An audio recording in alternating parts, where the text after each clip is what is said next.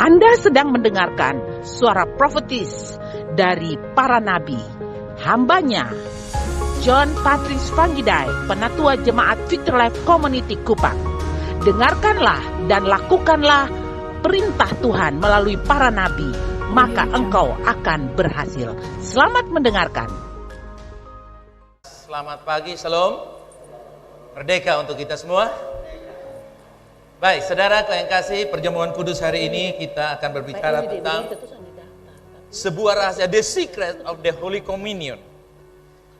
Nah, saudara yang kasih, seperti yang Anda sering mendengar bahwa perjamuan kudus itu bukan sebuah ritual agama Kristen, tapi perjamuan kudus adalah the secret of the kingdom of God given to each member. Perjamuan kudus adalah rahasia kerajaan sorga diberikan kepada setiap anggota kerajaan sorga.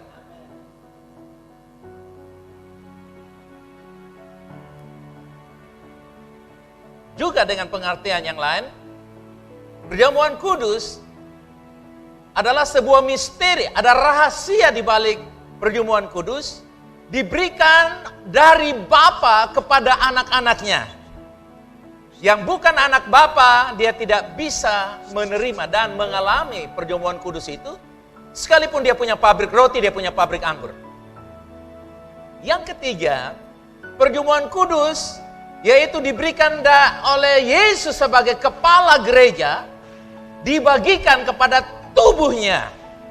Karena kepala itu mendapatkan darah dari tubuhnya, disuplai ke otak. Jadi dengan kata lain, pengertian yang ketiga, perjamuan kudus adalah rahasia tubuh Kristus yang tak terkalahkan. Holy Communion is the great secret, the great mystery that never fail. By whoever, by any time, by any means. Perjamuan kudus adalah senjata kekuatan tubuh Kristus yang tak terkalahkan oleh siapapun, bagaimanapun, dalam keadaan apapun. Anda boleh katakan amin. Nah, hari ini saya mengangkat tema dalam perjamuan kudus. Bagi Anda yang mengikuti perjamuan kudus yang ada di berbagai macam tempat, ada di rumah sakit, Australia, di Kupang, dimanapun Anda berada, kita akan bicara tentang Tuhan memakai yang lemah dan tidak berarti. Baca selanjutnya untuk apa? Mengalahkan yang hebat dan yang kuat. 2 Raja-Raja pasalnya yang kelima ayat 1, 3, 9 sampai 14. Naaman panglima Raja Aram adalah seorang terpandang di hadapan tuannya dan sangat disayangi sebab oleh dia Tuhan memberikan kemenangan kepada orang Aram. Tetapi orang itu seorang pahlawan tentara sakit kusta. Ada yang mengganjal yang buat dia tidak happy dan tidak bahagia. Berkatalah gadis itu kepada nyonyanya, sekiranya tuanku menghadap nabi yang di Samaria itu, maka tentulah nabi itu akan menyembuhkan dia dari penyakitnya. Next. Come on. Kemudian datanglah Naaman dengan kudanya dan keretanya, lalu berhenti di depan pintu rumah Elisa. Sesuai dengan arahan asisten rumah tangga mereka. Ayat 10, Elisa menyuruh seorang suruhan kepadanya, mengatakan, pergilah mandi 7 kali dalam sungai Yordan, maka tubuhmu akan pulih kembali sehingga engkau menjadi tahir, menjadi sembuh, menjadi utuh. Kemudian, tetapi pergilah Naaman dengan gusal sambil berkata, aku sangka bahwa setidak-tidaknya ia datang keluar dan berdiri memanggil nama Tuhan Allahnya, lalu menggerak-gerakkan tangannya di atas tempat penyakit itu, dan dengan demikian menyembuhkan penyakitku. Lalu apa yang terjadi, saudara? Tetapi pegawai, bukankah Abana dan Parpar, sungai-sungai Damsik lebih baik dari segala sungai di Israel? Bukankah aku dapat mandi di sana dan menjadi tahir? Kemudian berpalinglah ia dan pergi dengan panas hati. Gengsinya disentuh, saudara kekasih. Egonya sebagai panglima, orang terkenal, sentuh. Kemudian ayat 13, tetapi pegawai-pegawainya datang mendekat serta berkata kepadanya, Bapa, seandainya nabi itu menyuruh perkara yang sukar kepadamu, bukankah Bapa akan melakukannya? Apalagi sekarang ia hanya berkata kepadamu, baca bersama saya, mandilah dan engkau akan menjadi tahir. Haleluya. Coba katakan di ujungnya, hilangkan slide-nya, come on. Ya. Lalu ayat yang ke-14 berkata, maka turunlah ia membenamkan dirinya 7 kali dalam sungai Yordan, sesuai dengan perkataan abdi Allah itu.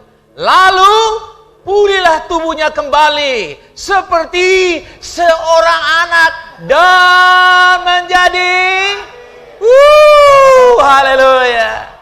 Saya sering mandikan cucu-cucu saya, saudara kekasih. Saya mandikan JP, saya bilang, wih, kalau tubuh saya kayak JP ini mantap, ganteng. Kenapa? Karena perfect, saudara kekasih. Makan kenyang, perutnya tetap rapi, segar, bangun tidur, gosok begini saja, ganteng, saudara kekasih. Kenapa? Karena glowing in the inside to outside. Cahaya dari dalam keluar. Ya. Nah, saudara kekasih, itulah tubuh Naaman. Dia mengalami pemulihan total. Bahagia dari luar, bahagia dari dalam. Saudara, disayangi oleh manusia, tapi juga di hadapan Tuhan, dia mengalami perkara yang luar. Anda merindukan itu, disayangi manusia, disayangi Tuhan, disayangi istri, disayangi Tuhan, disayangi suami, disayangi Tuhan. Amin. Disayangi oleh siapa saja, tapi juga disayangi, dialami, mengalami kasih sayang Tuhan. Naaman sebagai panglima terbiasa dengan hal-hal ritual keagamaan, sehingga gagal paham cara Tuhan, sederhana tapi penuh kuasa untuk menyembuhkan penyakit kustanya atau menjawab persoalan hidupnya, menjawab persoalan rumah tangganya. Saya yakin kalau dia kusta begitu istrinya tentu tidak mendekati dia, dan kalau istrinya tidak mendekati dia, itu masalah besar, bukan? Sekalipun dia panglima, itu di rumah. Bagaimana? Di kantor mungkin, tapi di rumah bagaimana? Nah, saudara, Naaman percaya ada nabi. Itu sudah benar. Naaman memiliki keinginan untuk sembuh. Ya, adalah kehendak Tuhan untuk Naaman disembuhkan, kehendak Tuhan untuk saya dan saudara disembuhkan dari penyakit apapun, dibebaskan dari setiap persoalan apapun. Adalah kehendak Tuhan. All is well with you and me. Namun Naaman gagal paham akan cara Tuhan untuk menyembuhkan dia. Naaman memiliki konsep sendiri untuk sembuh yang bukan cara Tuhan. Saudara, kalau engkau sakit, konsultasi dokter, engkau sakit, makan obat, it's okay, tapi itu bukan nomor 1. Setuju dengan saya? Itu bukan nomor 1, amen? Yang nomor 1, tabib di atas segala tabib. Amen? Kalau dia yang mau menyembuhkan tanpa obat pun bisa, pakai obat pun bisa. Haleluya. Dia berdaulat. Asalkan kita tahu kehendaknya. Solusi dari Tuhan untuk menyembuhkan Naaman sangat sederhana. Tidak masuk akal dan sangat gampang. Tidak membutuhkan dana atau sejumlah persembahan yang besar. Hanya apa, saudara? 7 kali menyelup badannya ke dalam sungai Yordan yang airnya keruh. Tidak sejernih sungai-sungai Parpar dan Barbar di Damsyik. Saudara, berapa tahun yang lalu saya pernah mandi di sungai Yordan, membaptis orang dari Timur Kupang di sungai Yordan, tapi juga baptis seorang ibu dari Rusia. Karena sementara saya membaptis teman-teman kita yang mau berbaptis, tiba-tiba dia datang dengan saya omong Rusia, lalu dia tunjuk-tunjuk air. Saya pasti ini baptis, saya tenggelamkan dia, saudari. Dan air sungai Yordan itu keruh. Keruh sekali, seperti Kali Dan dan Kali Fontaine. Tapi sungai-sungai di Damsyik itu jernih sekali. Tidak ada kuman di dalam. Nah, itu ide dari atau pikiran sehat, logika waras dari sang panglima besar ini, ketua partai ini atau calon presiden ini, saudara kekasih, atau orang bangsawan ini punya pikiran ke sana. Masakan dia seorang yang berbintang lalu mandi di sungai yang jorok, sementara dia mandi, yang kuning bukannya pisang melewatinya. Anda bisa bayangkan? Sekarang kita lihat Lukas pasalnya yang ke-12, ayat 17 sampai 19. Kemudian ia mengambil sebuah cawan dan mengucap syukur, lalu berkata, ambillah ini dan bagikanlah di antara kamu. Haleluya. Sebab aku berkata kepadamu, mulai dari sekarang ini aku tidak akan minum lagi hasil pokok anggur sampai kerajaan Allah telah datang. Lalu ia mengambil roti, mengucap syukur, memecahkannya dan memberikannya kepada mereka, katanya, inilah tubuhku yang diserahkan bagi kamu. Perbuatlah ini menjadi peringatan akan aku. Saudara, agamawi lebih suka yang ruwet-ruwet, yang susah-susah, yang sukar-sukar. Termasuk seorang panglima jenderal yang berbintang, dia tidak sukanya sekedar tangkap orang, curi ayam, tangkap orang, saudara, yang kasih ambil pasir, satu karung di tepi pantai. Tapi seorang panglima, dia harus menaklukkan beberapa negara, menaklukkan bangsa-bangsa seperti Napoleon Bonaparte. Dia menaklukkan, aku datang, aku lihat, aku menang. Seorang panglima seperti itu. Dan aman terpengaruh mungkin dengan saudara yang kasih pikiran jenderalnya yang hebat, yang dia berpikir, aku harus mandi di sungai di Damsyik, aku harus, atau paling tidak itu Elisa datang dan dia angkat tangan, haleluya, Yehova. Tetapi Elisa tidak memandang wajahnya. Elisa mungkin sementara kirim berita kepada keluarganya, berita kepada temannya, berita pada kawannya tentang perayaan atau tentang sesuatu. Lalu tolong bilang itu orang luar sana, pergi colo badan 7 kali, beres. Simple, sederhana, tidak ada artinya apa-apa. Yesus bilang, inilah tubuhku. Roti yang kecil bisa makan, Anda tidak akan kenyang. Anggur yang sejumlah ini, apalagi yang pemabuk bilang, kenapa Pak John tidak kasih dengan kumbang saja? No. Tidak cukup, tidak akan mengganggu sarafmu. Tapi dengar, roti dan anggur, gambaran Sungai Yordan yang tidak ada artinya apa-apa. Roti dan anggur adalah hal yang sederhana dan tak berarti, tapi berdampak besar, karena itulah tubuh dan darah Kristus bagi kita yang percaya. Ibarat 7 kali Naaman menyelup badannya ke dalam Sungai Yordan. Apapun penyakitmu, apapun persoalanmu, apapun utangmu, apapun kutuk dosamu, apapun lambat, telat berpikir, otakmu yang rapuh, percayalah, darah Yesus yang sederhana, tubuh Yesus yang secuil menyembuhkan engkau, menerobos kanser, menerobos jantung, paru-paru, kandungan, tulang jantung sampai ujung rambut, sampai telapak kaki, bahkan kaos kaki dan sepatumu turut diberkati. Amin. Saudara, tindakan perjamuan kudus, makan tubuh dan minum darah Yesus, ibarat menyelup 7 kali badan kita ke dalam Sungai Yordan. Sekali lagi, makan tubuh Kristus, minum darah Yesus, atau perjamuan kudus, ibarat menyelup 7 kali badan kita ke dalam Sungai Yordan. Dengar saudara, sekali lagi, saudara, tindakan perjamuan kudus adalah sebuah tindakan seperti yang diperintahkan Elisa kepada Naaman. Perjamuan kudus, Yesus katakan, lakukanlah ini setiap kali kamu mengingat akan aku.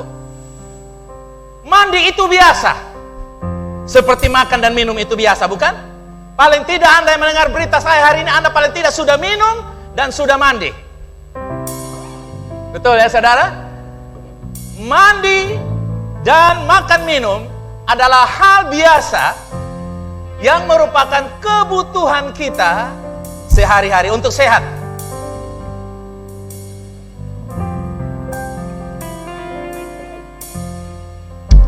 Haleluya.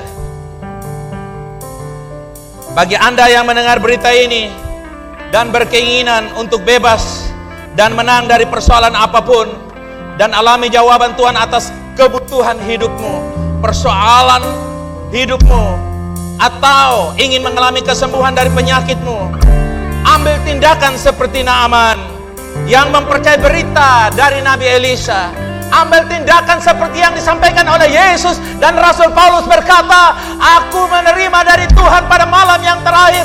Dia mengambil roti dan membayu ikan, dia mengambil cawan dan menumpahkannya sebagai tanda perjanjian baru yang ditumpahkan bagi saya dan saudara. Ambil langkah.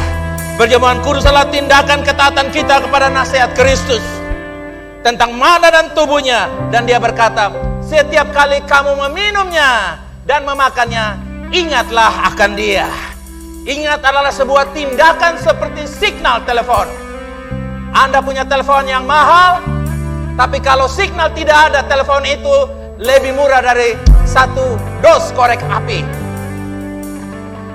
Saudara tahu, orang Kristen, kamu tinggal di Amerika, tinggal di Jakarta, tinggal di kampung, tidak ada bedanya kalau kamu tidak punya signal ke surga. Tahukah Anda, ketika Anda ambil roti dan ambil anggur di tangan saudara, angkat anggur dan roti di tangan saudara,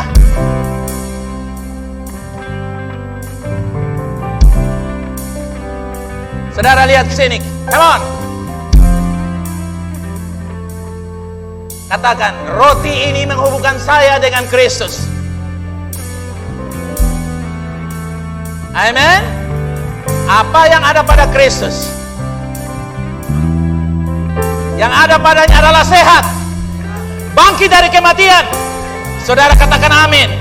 Diberkati, berkemenangan, sehat walafiat. Ada saatnya dia mengalami lelah, tapi itu membuat dia melakukan mujizat-mujizat. Katakan, saya menerima tubuh Yesus yang dihancurkan. Silakan hancurkan itu, supaya saya utuh. Hubungan saya, keluarga saya, tubuh saya, karir saya, perjalanan hidup saya, setiap aspek hidup saya. Cara khusus apa pergumulan saudara, bawa sekarang bersama dengan Ibu Melce. Kami berdua, Ibu Melce, katakan sesuatu. Let's say something. Kasih hidup ini dulu.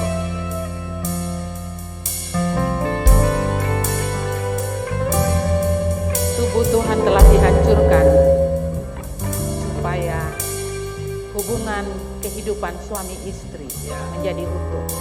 Makanlah, suami istri silakan, dan semua silakan.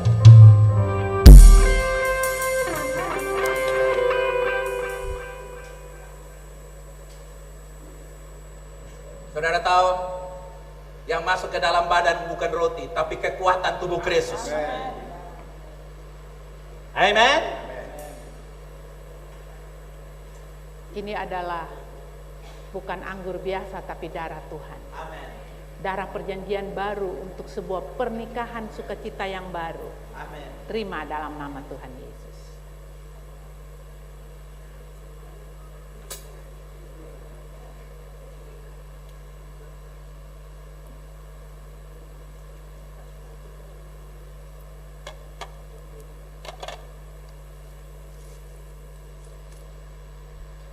Yang hutang, lunas hutangmu. Yang Yang pingin bangun rumah, terbangun rumahmu. Yang pingin ketemu jodoh, ketemu jodohmu. Yang pingin punya anak, terbuka kandunganmu. Yang sembuh, terima kesembuhan. Yang punya persoalan, didamaikan kembali. Apapun yang kau perlukan, katakan, aku terima.